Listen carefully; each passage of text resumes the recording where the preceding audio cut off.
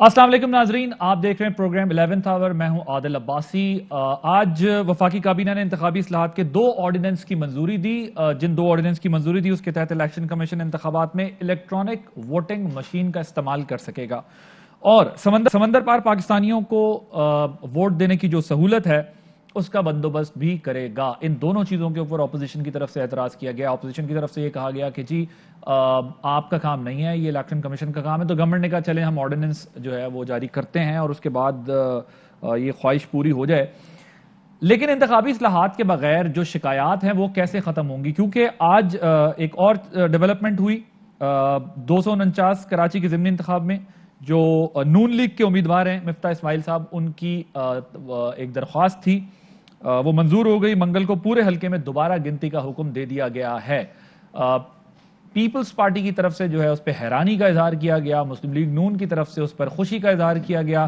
तहरीक इंसाफ उसका तरीका कार बताते हैं कि भाई अगर आप ये नहीं करेंगे मसला हल इंतखाबी इस्लाहात वाला, तो ये सब कुछ लड़ाई झगड़ा जारी रहेगा। बहरहाल इस पर तो हमने आज बात करनी है। जो ट्वीट्स की गई मरियम नवाज साहबा की जानिब से, बिलावल साहब की जानिब से जवाब का सिलसिला जारी रहा, शहबाज शरीफ साहब की तरफ से। तो क्या बयानात के जरिए ही निज़ाम को तब्दील करना है? अनफॉर्चुनेटली होता तो हमारे यहाँ इसी तरीके से है, या फिर इसके लिए प्रैक्टिकली कोई और हल निकालना होगा। एक मामला, दूसरी तरफ है कोरोना का। अल्हम्दुलिल्लाह पाकिस्तान के अंदर जाहिर है सूरत हाल तो अभी खराब है, लेकिन अगर हम कंपैरिजन करें तो पाकिस्तान का मवाजना अगर भारत से करें तो पाकिस्तान की भारत से बेहतर है सूरत हाल। बार बार मास्क पहनने का कहा जा रहा है, उसकी कंप्लाइंस का कहा गया है कि अच्छी रही है। जब से फौज की तैनाती हुई है, उसका निफाज हुआ है, उसके बाद से बेहतर हुई है। लेकिन इस पर जो पॉइंट इंपॉर्टेंट है वो ये है कि उसकी कंसिस्टेंसी, कंटिन्यूटी अगर वो रही तो इंशाल्लाह पाकिस्तान जो है वो प्रॉब्लम फेस नहीं करेगा जो इंडिया कर रहा है। असद उमर साहब जो एनसीओसी को हेड करते हैं, उन्होंने इसको काबिल सताइश करार दिया, कहा कि बेहतर है पाकिस्तान के अंदर मास्क पहनने की एवरेज, और जिससे हम अगर आगे भी ईद के दिनों में भी जो छुट्टियां दी जा रही हैं उसमें एहतियात करें तो बेहतर हो जाएगा मामला। दूसरी तरफ भारत की जरा बात कर लेते हैं।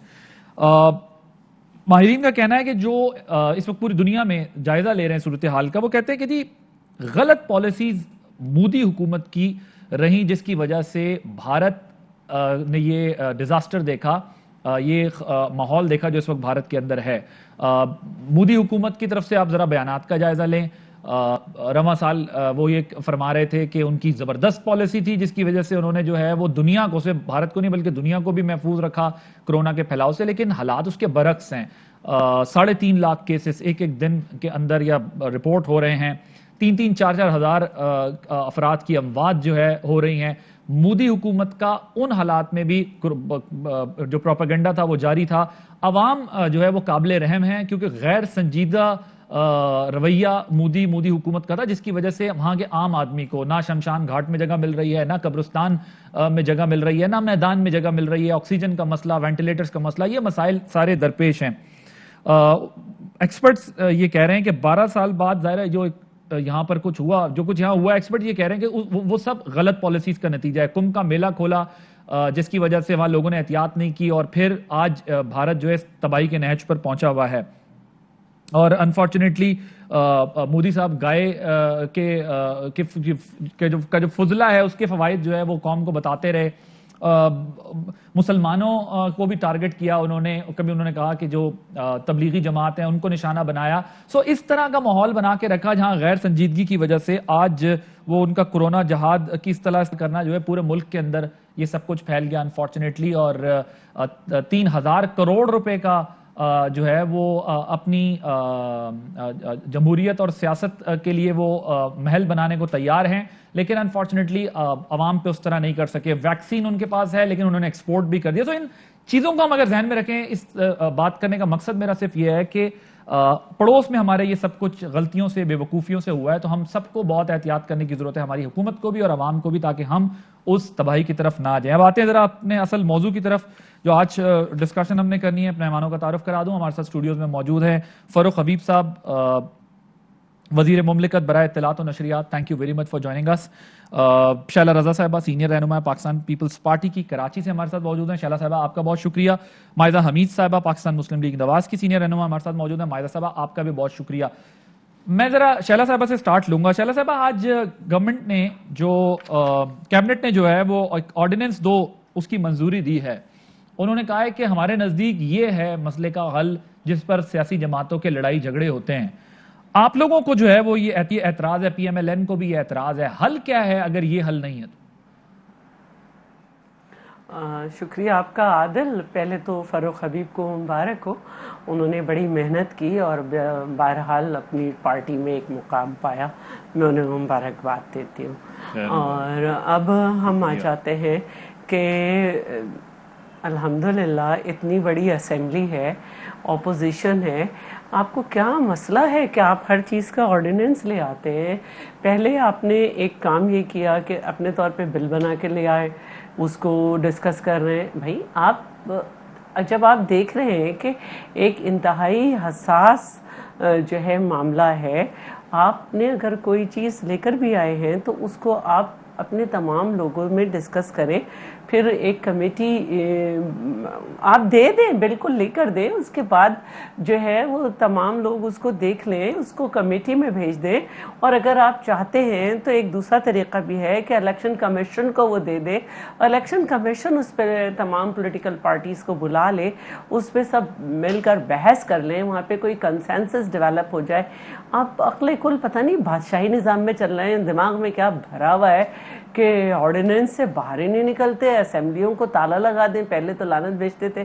तो ये एक मसला है जिस पे मैं समझती हूँ कि हुकूमत जो है वो बहुत गलत कर रही है, और बहुत सारे मामलात ऐसे हैं जिस पे बात हो तो उसके बहुत सारे अच्छे हल निकल सकते हैं, लेकिन हुकूमत ने एक तरीका बना लिया है, उसका एक आमराना सोच है और उसी के जरिए वो आगे बढ़ रही है। मैं पूछना चाहती हूँ कि ये ऑर्डिनेंस आया क्यों?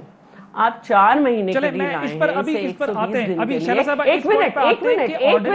एक मिनट मैं जुमला पूरा कर लूं, मैं जुमला पूरा कर लूं ताकि उसमें सवाल आ जाए कि 120 दिन में कोई इलेक्शन नहीं है, कोई ऐसा मसला नहीं है, सिवाय इसके कि एक नया पिंडोरा बॉक्स खुल जाए। आपकी महंगाई, आपकी बेवकूफियां, आपके IMF से गलत मायदे, आपके कोई कंट्रोल ना होना। अच्छा, आपके ख्याल में डाइवर्ट करने के लिए डाइवर्जन पे लगा दिया कौन को? आपका पॉइंट आ गया, दाखिला के बयान।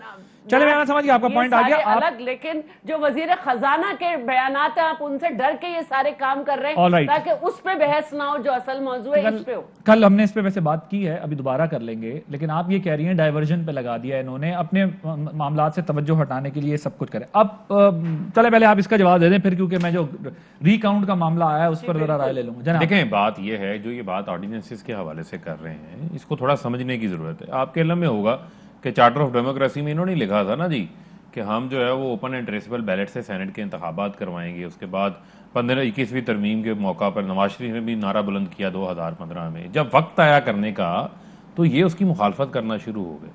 हम इन्हें ये क्या कह रहे हैं, कभी तो ईवीएम का नाम बाहर आया, इन्होंने ईवीएम मशीन देखी भी नहीं है इन्होंने, और सिर्फ ईवीएम ही जो है वो रिफॉर्म्स नहीं है, उसके अलावा ओवरसीज वोटिंग राइट भी है। उसके अलावा हम फाइनेंशियल ऑटोनॉमी इलेक्शन कमीशन को मजीद बढ़ा के दे रहे हैं। हम पोलिंग एजेंट्स की तैनाती के हवाले से, पोलिंग स्टाफ की तैनाती के हवाले से उसके अंदर तरमीम लेकर आ रहे हैं, जो कि मैं समझता हूं कि बड़ी अहम है। लेकिन इनकी सुई ईवीएम के ऊपर फंस गई। ये चाहते हैं कि हम इसको मुतनाज़ा बनाएं, असल चीज़ के ऊपर बात ना करें और हुकूमत को उसका काम ना करने दें। मैं आपको मिसाल देता हूं कि 2020 का 16 अक्टूबर 2020 का बिल जो है वो ले हो गया पार्लियामेंट में, 49 अमेंडमेंट्स प्रपोज हो गई। 3 कौमी असम्बली की पार्लियामेंट्री कमेटी, जो स्टैंडिंग कमेटी जो है वो कौमी असम्बली पार्लियामेंट्री अफेयर्स की, उसके 3 अजलास हो चुके हैं। अब ये चाहते हैं कि जनाब हम तो आएंगे नहीं, तो ये आएंगे नहीं तो क्या हम काम रोक दें? हमने क्या किया है इसमें, इन ऑर्डिनेंसेस में है क्या, उस चीज को जानना करें। तो पीपल्स पार्टी ऑर्डिनेंस की बात करती है। अपनी हुकूमत में इन्होंने 600 ऑर्डिनेंस जारी किए थे 5 साल के अंदर। इस ऑर्डिनेंस में क्या है कि हम इलेक्शन कमीशन को पावर दे रहे हैं कि आप ईवीएम मशीन प्रोक्योर कर सकते हैं, ताकि इलेक्शन कमीशन भी अपने आप को स्ट्रेंथन फील करे।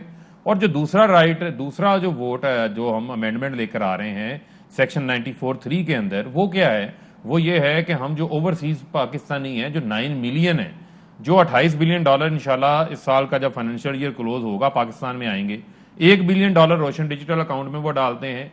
उनका पैसा हमें अच्छा लगता है, उनका हमें पाकिस्तान में आना अच्छा लगता है, लेकिन जब हमें वोटिंग राइट देने की बात आते हैं तो हम रोड़े अटकाना शुरू कर देते हैं। उनके लिए एक आई वोट सिस्टम जो है वो नादराने बनाना है, उसके लिए हमें ये ऑर्डिनेंस दरकार है। और मेन वाइल जब ईद के बाद पार्लियामेंट का इजलास आएगा तो ये उसके अंदर प्रेजेंट कर दिया जाएगा, उसमें आप इस बहस का, डिबेट का हिस्सा बन जाएं, हम उसके अंदर आपको शामिल करेंगे। लेकिन यहां पर तो आप उसकी खुल के मुखालफत कर रहे हैं ना।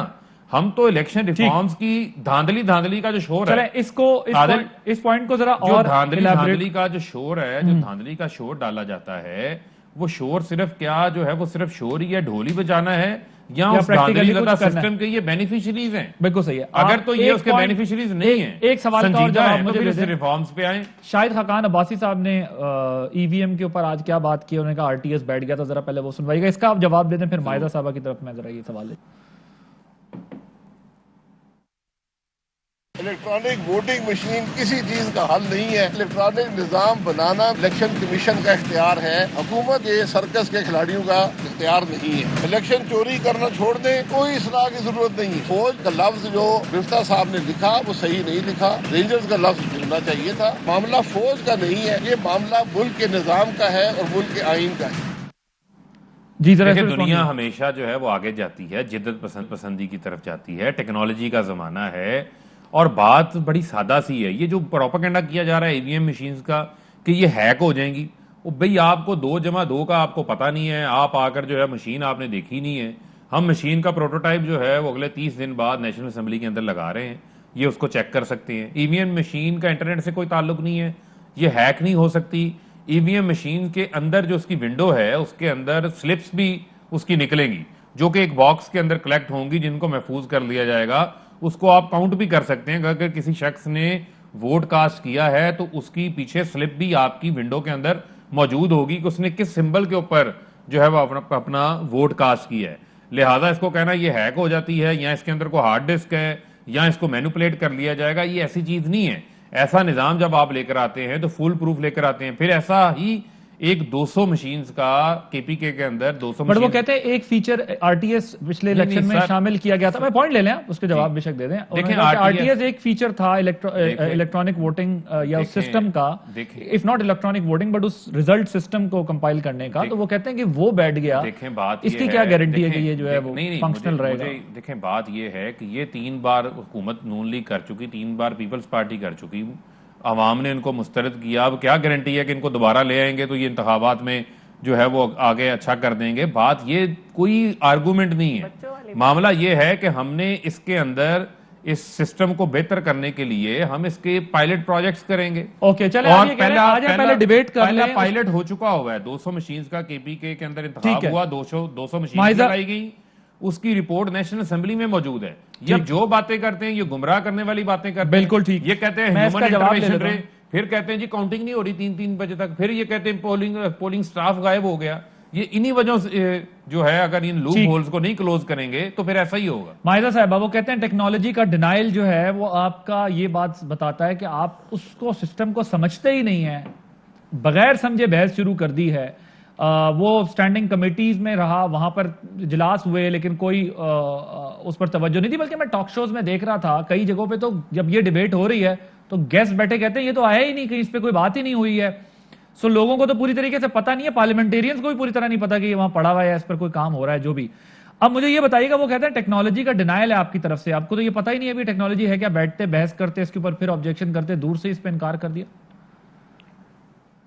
देखें, बिस्मिल्लाहिर्रहमानिर्रहीम, बात यह है कि इलेक्ट्रॉनिक वोटिंग की जो बात कर रहे हैं उनको ये रिसर्च करना चाहिए कि बहुत से मुल्कों में ये इलेक्ट्रॉनिक वोटिंग रिजेक्ट हो चुकी है। दूसरी बात ये है कि कुछ पार्लियामेंट्स में भी ये रिजेक्ट हो गई है और कुछ कोर्ट्स ने भी इनको रिजेक्ट कर दिया है। तो ये कहना कि ये इलेक्ट्रॉनिक वोटिंग जो है वो बिल्कुल सही चीज़ है, हमें मशीन्स का पता नहीं है क्योंकि हम अनपढ़ जाहिल हैं, ये कहने का मतलब इसके मुतरादिफ है कि आप कह रहे हैं कि पाकिस्तान की आवाम जाहिल है। अब बात यह है कि ये या तो सदारती सिस्टम ले आए या पार्लियामेंट को रबर स्टैम्प बनाया हुआ है इन्होंने कि ये पार्लियामेंट में कोई चीज लाना नहीं चाहते, पॉलिटिकल पार्टीज को ऑन बोर्ड ये ले नहीं सकते क्योंकि ये लोग, इन्होंने किसी के साथ बना के नहीं रखी, इन्होंने हर किसी के साथ जो है जो ज्यादती जुल्म किए हैं कोई इनके साथ बैठने को तैयार नहीं है। अब अनलेस एंड अनटिल पार्लियामेंट के अंदर पॉलिटिकल पार्टीज जो अवाम की तर्जमानी करती हैं, ये डेमोक्रेटिक नॉर्म्स हैं कि वो इनके साथ मिलके बैठेंगी नहीं, तो ये चीजें इम्प्लीमेंट नहीं हो सकती। तो जिस मुल्क में कोरोना वैक्सीन जो है वो अभी तक जो है लोगों को लग नहीं पा रही, आप वहां पे जो है इलेक्ट्रॉनिक वोटिंग की बात कर रहे हैं।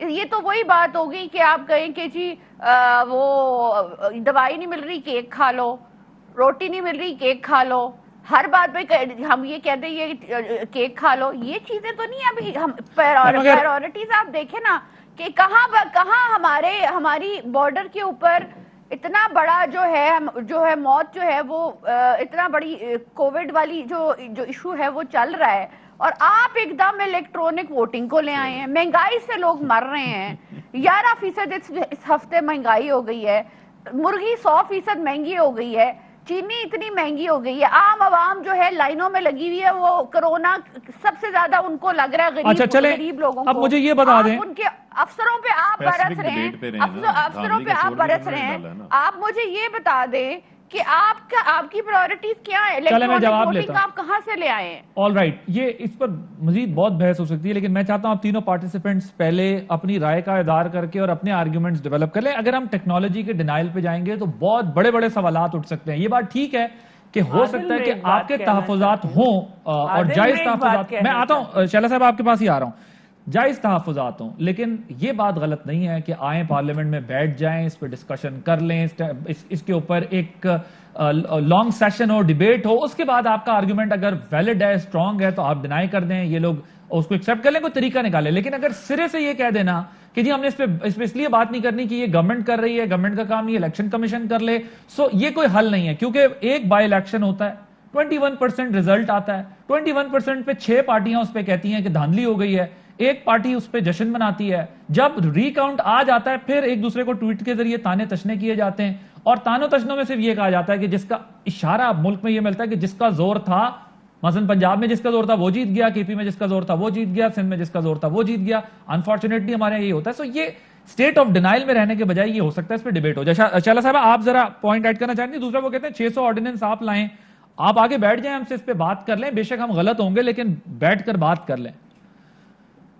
ऐसा ही है ना, आप कह रहे हैं बेशक, लेकिन बैठ जाए कि जब आप हमारी बात करते हैं तो बुरे लोगों को अपने आप से कंपेयर ना किया करें, और एक बात याद रखा करें कि ये बुरे लोग 344 के ऐवान में 126 थे, इनके पास सिंपल मेजॉरिटी भी नहीं थी, लेकिन वो 18वीं तरमीम जैसा काम कर गए और बहुत सारे काम कर गए जो आप एक समरी भी नहीं लिख पाए।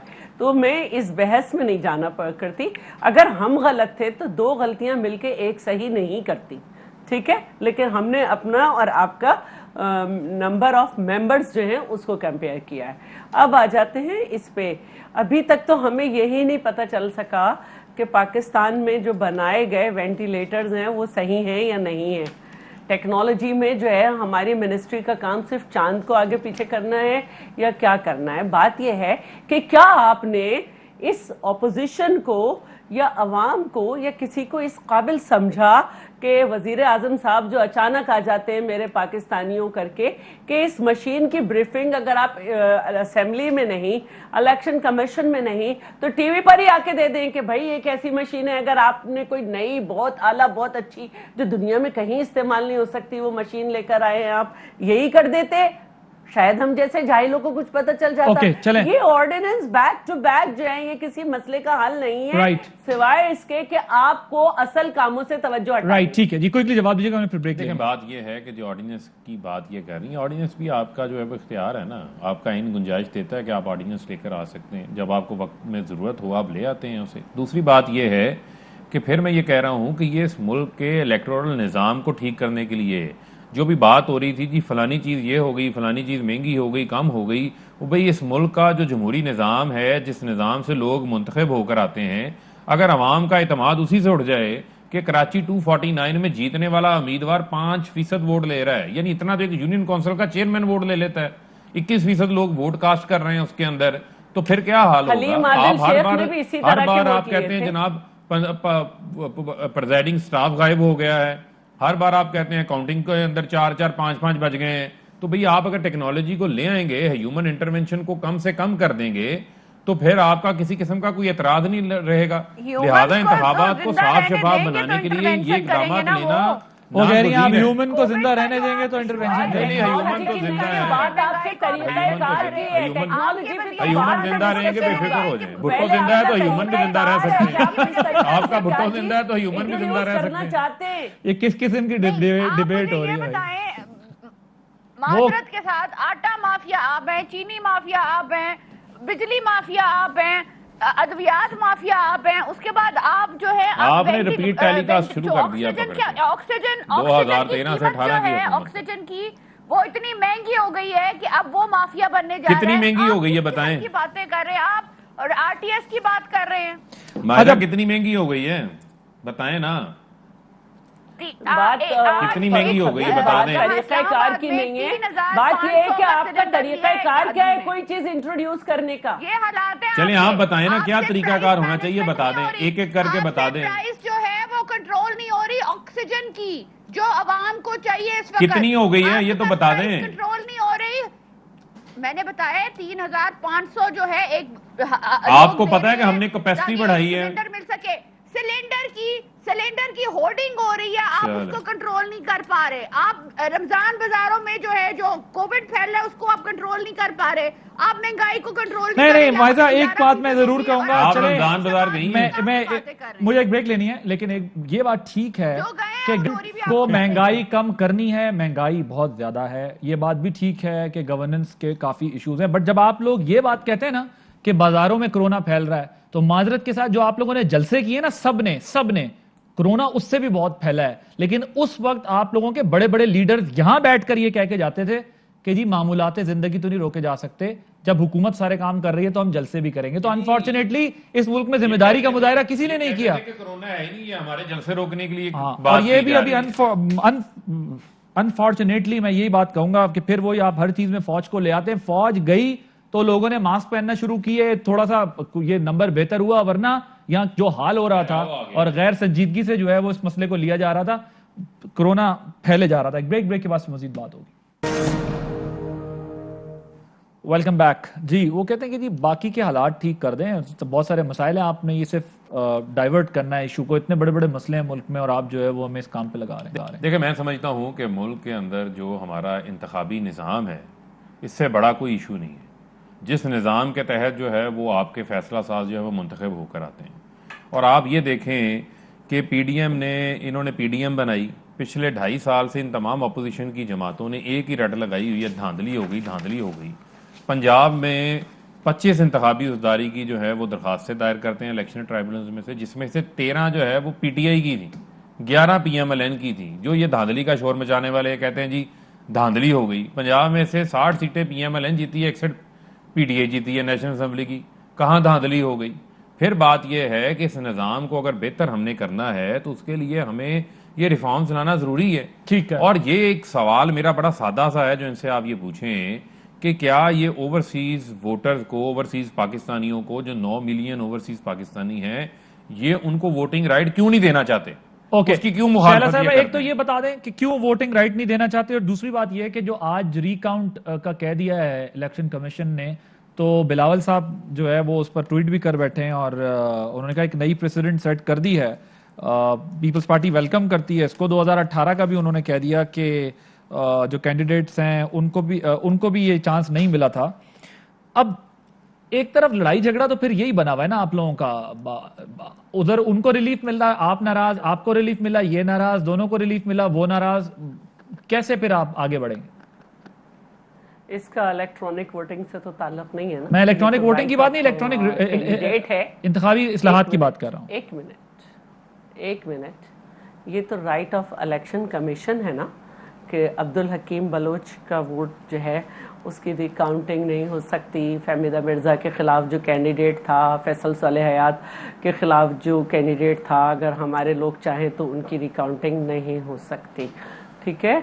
अब उन्होंने बग़ैर किसी स्पेसिफिक पोलिंग स्टेशन की कंप्लेन के एक जर्नल उस पे अगर दे दिया है फैसला, तो हम इसको वेलकम भी नहीं कर सकते। आपको इस पे भी एतराज है? नहीं मैं मना नहीं कर रहा, लेकिन आपने तंजिया खुश हैं, हम तो खुश हैं।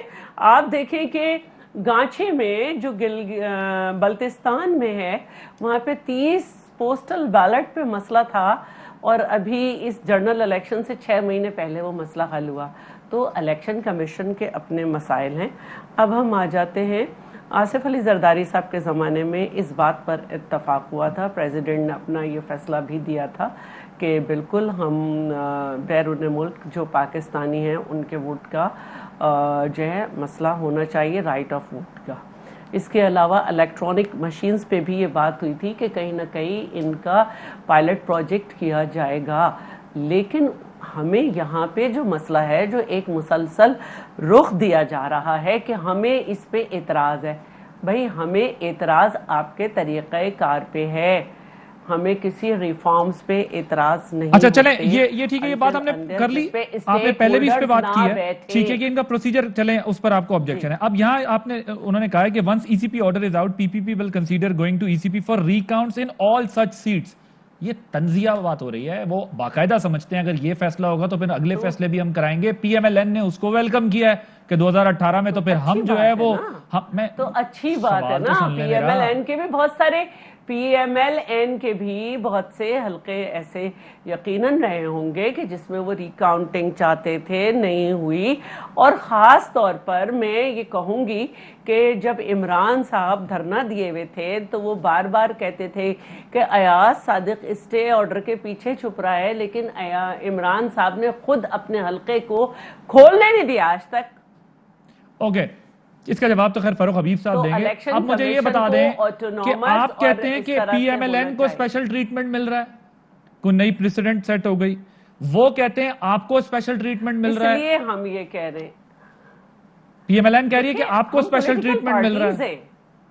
हम पॉलिटिकल पार्टीज हैं, वो तो सबको पता है, एक कौन सी दूसरे को कोई कहेंगे कुछ भी, लेकिन ईसीपी जो है उसको भी अपने तरीके सही करने हैं ना, कि किस वक्त किस पार्टी को इजाजत दे दी, किस वक्त नहीं दी। अगर हम पॉलिटिकल पार्टीज में बयानबाजी नहीं होगी, एक दूसरे के खिलाफ नहीं बोलेंगे, तो कौन बोलेगा? ईसीपी पीएमएलएन को फेवर कर रही है, तरीका है नॉर्मल। ईसीपी पीएमएलएन को फेवर कर रही है। मैं फेवर की बात नहीं कर रही, तो फिर क्या बात है? समझती हूँ कि उन्होंने एक तरीका अब नया दे दिया है, तो हमारे लिए खुशी की बात है। हम इस तरीके से खुश हैं, अच्छी बात है। उन्होंने एक प्रेसिडेंट सेट किया है, तो अब अगर इस मरहले पे कर दिया है तो हमारे पास भी राहें हैं। ठीक है। अच्छा जी, माहिदा साहिबा, अब आप लोग तो बड़े खुश हैं इसके ऊपर, रिकाउंट मिल गया, पीटीआई कहती है रीपोल होना चाहिए, पीपल्स पार्टी कहते हैं खोलना है, फिर बाद में सारे ही खोलने चाहिए। तो इस तरीके से हम मसला हल करेंगे? मसलन एक के हक में फैसला आएगा, एक के खिलाफ आएगा। एक के हक में आता है इलेक्शन में फैसला, तो बाकी सबके खिलाफ आता है। तो इसका हल ये है, आप लोग गवर्नमेंट को कहते हैं जी इनके साथ नहीं बैठना, इनका तरीका ठीक नहीं है। गवर्नमेंट पहले ये कहती रही इनके साथ हमने नहीं बैठना, ये लोग करप्ट हैं। सो इस मुल्क में फिर कोई निजाम तब्दील नहीं होना, यही होना है धक्का धुक्का लगा के, जिसने जहां एडजस्टमेंट करा लेनी है हो जाएगी, नहीं होगी तो बस अल्लाह अल्लाह चलता रहेगा निजाम, खैर सिल्ला। आदिल, एक बात तो क्लियर है कि ये जो पीटीआई की हुकूमत है, ये तो सिलेक्टेड हुकूमत है, ये तो अवाम की नुमाइंदगी कहीं नहीं कर रही है, आपके सामने ही है जो हालात है, तो उसको तो छोड़ दें। तो आप क्यों चाहते हैं कि ये 5 साल पूरे करें, जब ये अवामी नुमाइंदे ही नहीं और सिलेक्टेड है? लोग अब इनकी जो पॉलिसीज हैं वो जो है, ये इनका पता जो निकल रहा है, इनका जो सारा फाश हो रहा है, इनके जो एक होमवर्क इन्होंने किए हुए थे और अवाम के लिए इन्होंने पता नहीं क्या क्या करना था, वो सारा कुछ जो है वो सारा एक्सपोज हो रहा है। तो हम होना चाहिए इनकी जो हमारी ऑपोजिशन ने एक सिलेक्टेड प्लस गैर आईनी हुकूमत को क्यों सहारा दिया हुआ? फिर आप इस्तीफे दें और बाहर आ जाएं। नहीं, हम इस्तीफे क्यों दें? अब आप मुझे क्योंकि आप खुद कह रहे थे कि हमने देने। नहीं, हम अपनी जगह छोड़ दें। और ये तो आप कह रहे थे, ये तो मरियम बीबी की बात तो नहीं मानती। मरियम बीबी ने कहा था कि हमें इस्तीफे दे देने चाहिए, बाहर आ जाना चाहिए। शहबाज शरीफ की मान। देखिए, मैं समझती हूँ, एक मिनट मुझे एक मिनट बात कर लेते। एक तो हम इनको सिलेक्टेड समझते हैं, दूसरी बात यह है कि आदिल इलेक्शन कमीशन में एक लॉ है कि 5% से कम डिफरेंस होगा तो दोनों पार्टी जिस पार्टी को ऑब्जेक्शन है वो जो है रिकाउंट का वो जो है वो रिक्वेस्ट कर सकती है। तो बाय लॉ ये कहना कि इलेक्शन कमीशन की किसी तरह की प्रेफरेंशियल ट्रीटमेंट है, मैं इसको नहीं मानती। बाय लॉ इलेक्शन कमीशन का जो है ये ऑटोमेटिकली इलेक्शन कमीशन ने ये करना था कि उन्हें रिकाउंट की इजाजत देनी पड़नी थी, तो ये उन्होंने हमें कोई फेवर नहीं की। ये इख्तियार तो रिटर्निंग ऑफिसर के पास भी है मौके पे कि वो रिजल्ट कंपाइल ना करे और वो आपकी अगर दरखास्त आ जाती है तो इलेक्शन एक्ट में है। मैंने आपको इंटरप्ट नहीं किया। जाने की जरूरत ही नहीं है भाई, मुझे कंप्लीट तो कर ये तो रिटर्निंग ऑफिसर को ही कर देना चाहिए था क्योंकि ये लॉ में लिखा हुआ है। तीसरी बात ये है, एक मिनट, तीसरी बात ये है कि देखें रिकाउंट होना हो या री इलेक्शन होना हो, ये डेमोक्रेटिक प्रोसेस का हिस्सा है। पॉलिटिकल पार्टीज जो हैं एक दूसरे के खिलाफ जो है वो जो है रिक्वेस्ट डालती हैं इलेक्शन कमीशन में। इलेक्शन कमीशन का काम है कि वो जो है वो न्यूट्रल होकर डिसाइड करे। तीसरी बात ये और एक सबसे इम्पोर्टेंट बात ये है कि देखें हम इनके साथ बैठे कैसे। जब आपके साथ बैठते हैं तो आप बाहर जाके इल्जाम लगाते हैं हम एनआरओ मांग रहे हैं। आपके वजीर खजाना ने आज का कल कहा कि जो है बिजली के नरखों में इजाफा किया गया तो करप्शन और बढ़ेगी। आपके वजीर खजाना मासूफ ने कहा कि जो है लोग IMF की डिक्टेशन लेंगे तो अवाम के ऊपर जो है ये वजीर आजम जो है ये नाअहल वजीर आजम है, हुकूमत जो है वो नाअहल है। आप मुझे ये बताएं कि ये हमारे वजीर खजाना कह रहे हैं, आपके वजीर खजाना कह रहे हैं। ये मुझे एक ब्रेक लेने जी जल्दी जरा क्विकली मैंने ब्रेक लेना। वैक्सीन प्रिक्योरमेंट में ये लोग नाअहल रहे, वैक्सीनेशन प्रोसेस में ये लोग नाअहल रहे। आप कह रहे हैं हम लोगों ने तो फैलाया है ना, ये कंट्रोल कैसे कर सकते, नहीं कर सकते। वैसे जब से नवाज शरीफ नाअहल हुए ना तो नाअहल इनकी छेड़ बन गई हुई है। इनको हर बंदा ही नाअहल नजर आता है। ओ भाई, पाकिस्तान में 1.5 लाख लोगों को जो है आज के फिगर में वैक्सीनेशन लगना शुरू हो गई है। 40 से 50 साल की उम्र के दरमियान के लोगों को लगना शुरू हो गई है। अभी आइंदा जो है 1.5 करोड़ वैक्सीनेशन और आ जाएगी। आप किसी बात से तो खुश हो जाया करें। आपने कोविड के ऊपर भी सियासत करनी है, इस बात का डर लगा हुआ है। आपने कोविड के ऊपर भी सियासत करनी है, को खुदा का खौफ करें। देखिए बात यह है कि आप सुन लेना, हमने आपकी तकरीर सुन ली। जानों के लिए बात कर रहे हैं, हम आम आवाम की बात कर रहे हैं। जी आम आवाम की बात होती है लंदन के महलात में बैठ के, हमें पता है कि आम आवाम जो है कोविड शुक्र है आपको ने भी एक लफ्ज याद हो गया। आवाम कोई फर्क नहीं पड़ा कि ऑक्सीजन महंगी हो रही है, आपको कोई फर्क नहीं पड़ा कि आज लोग जो है उनको जो है एम्बुलेंस एक हॉस्पिटल से दूसरे हॉस्पिटल में जाने के लिए 5-5 हजार देना पड़ता है। आपको कोई फर्क नहीं पड़ा मुर्गी महंगी हो रही है, आपको कोई फर्क नहीं पड़ा चीनी महंगी हो रही है, आपको जो है वो इलेक्ट्रॉनिक वोटिंग की ओके आपकी तकरीर हो गई तो बात कर लें जरा जल्दी। देखें बात यह है, चीनी महंगी करने का जो ताना देने वाले लोग हैं, इनके साबका वजीर आजम ने 26 अरब रुपए 1 साल के अंदर सब्सिडी दी थी, जिनका नाम है शायद खाकान अब्बासी। जरा उनसे भी ये सवाल पूछ लें। इस पाकिस्तान के अंदर शुगर माफिया को परवान चढ़ाने वाले और इक्तदार में आके पहली शुगर मिल लगाने वाले नवाज शरीफ हैं और कोई नहीं है। अगर इतनी आवाम को सस्ती चीनी देने का इनको दुख हो रहा है तो Ramzan sugar mill, Chaudhary sugar mill की चीनी बेचे ना 70 रुपए किलो, आवाम को दें पकड़ के। दूसरी बात ये जो बार बार करते हैं आटे की आटा तो आवाम को आज मिल रहा है। 500 अरब रुपए गंदम के इजाफी किसान को मिलने जा रहे हैं। 300 रुपए गन्ने का रेट किसान को मिला है, किसी और को नहीं मिला। इनके दौर में तो किसान को पेमेंट नहीं मिलती थी। 120 रुपए मन जो है वो गन्ने का रेट था। किसान बेचारा मिन्नत समाजत से जो है वो माफिया के हाथों चढ़ा हुआ था। ये क्या बात करते हैं। चलो मुझे एक ब्रेक लेनी है, ब्रेक के बाद डिस्कशन को आगे बढ़ाएंगे। Welcome back. टाइम बहुत कम है शैला साहबा, 30 सेकंड्स में कंक्लूड कीजिएगा कि क्या हमारी जमातें जिस स्टेज पे इस वक्त खड़ी हैं इसी तरह खड़ी रहेंगी या पार्लियामेंट के अंदर दोबारा माहौल बनाया जाएगा ताकि कानून साजी हो सके। पार्लियामेंट का माहौल बनाना कस्टोडियन जमात का काम है और हुकूमत का काम है। ठीक है। अगर हुकूमत अपना लहजे, अपने रवैये, अपने मिनिस्टर्स को कंट्रोल कर सकती है कि किस तरह से बात करनी है, वज़ीर आज़म अपनी हाज़िरी यकीनी बना सकते हैं अहम मसाइल पर, तो अपोजिशन ज़रूर असेंबली में काम करना चाहती है। ठीक, बिल्कुल सही। मायदा साहब, सारी जमातें 30 सेकंड्स क्विकली मुझे बताइएगा, यही सवाल आपसे भी है और एक का जवाब एडिशनल दे दीजिएगा कि अगर अब रिकाउंट के बाद जो रिजल्ट आएगा वो कबूल कर लेंगे आप लोग? देखें जी, पहले तो मैं जो शैला साहिबा ने कहा उस पर एग्री करती हूँ, लेकिन मैं समझती हूँ कि प्रायोरिटीज इस वक्त ये नहीं होनी चाहिए। प्रायोरिटीज आप चेंज करें। आप कोरोना वायरस का जो इशू है उसको सीरियस लें। अक्रॉस द बॉर्डर देखें क्या क़यामत चल रही है। ठीक है, आपने क्या करना चाहिए वैक्सीनेशन का जो अमल है स्लो किया हुआ है, ऑक्सीजन अवेलेबल नहीं है, ये सारी इश्यूज जो हैं इनको टाइम जरा कम है, जो हो रही है उसको भी हैंडल करें। ये चीजें अभी छोड़ दें पॉइंट है जी जनाब। देखिए बात ये है कि 20 सेकंड। देखिए बात ये है कि जो ऑक्सीजन की बात हो रही है, हमने उसकी कैपेसिटी जो है वो 400 मैट्रिक टन से बढ़ा के 730 मैट्रिक टन कर दी है। कोई इशू नहीं है, हुकूमत इकदामात ले रही है, अब उसमें ठहराव आ गया है और चीजें बेहतरी की तरफ जा रही हैं। थैंक यू फरूख हबीब साहब, माहिदा हमीद साहबा, शैला रजा साहबा, आपने प्रोग्राम देखा। नाज़रीन लबासी को इजाजत दीजिए, अल्लाह हाफिज।